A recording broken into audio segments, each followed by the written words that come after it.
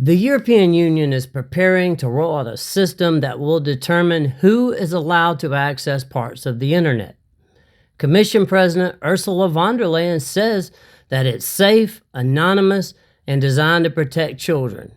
The critics argue, though, that it can be bypassed, and more importantly, that it creates a new point of control that will almost certainly be expanded over time.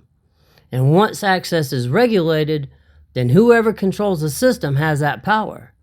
So this will impact everyone. Hello, I'm Michael. This is Southern Realism, a channel about power, geopolitics, and decline. Let's give the EU elites the benefit of the doubt for a moment. Ursula's app, the mechanism that will be used to verify internet users' age in most of Europe, is a response to legitimate concerns about the safety of children using the internet. That sounds completely reasonable. It's designed to control the access of young people to harmful content. This app, or something equivalent to it and approved by the EU, will be required on all devices in the EU connecting to the internet. Critics, such as Telegram CEO Pavel Durov, argue that Ursula's app can definitely be hacked and bypassed. So imagine access to everyone's information all in one source, open to hackers. That's not something anyone wants. There's also implementation issues in the various nations of Europe, different websites and applications, and that could all be a headache as well. But the important issue is not whether this Age ID app works perfectly, which it probably won't. The real issue is a centralized access gate to the internet is being created in Brussels.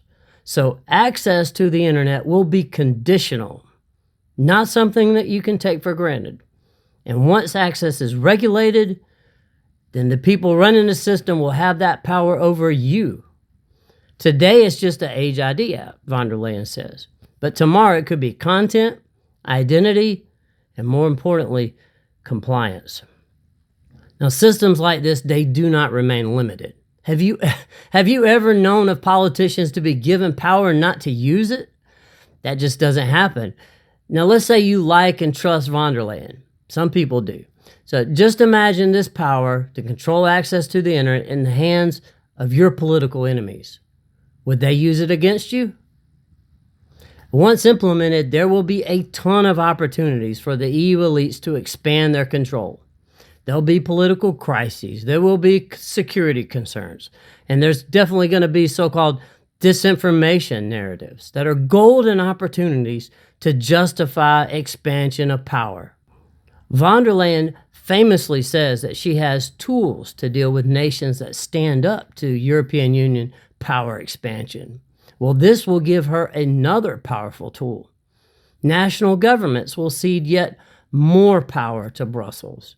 This is definitely part of a broader pattern with von der Leyen and the people running the EU, taking more and more power from the nations of Europe and centralizing it all in one place in Brussels. So what's at stake here? This is not just about protecting children. Everyone wants to do that. This is about who decides whether or not you have access to the internet, under what conditions, and how that's going to change over time. Ursula's EU ID app may start with a narrow goal, but you can be certain that it will expand.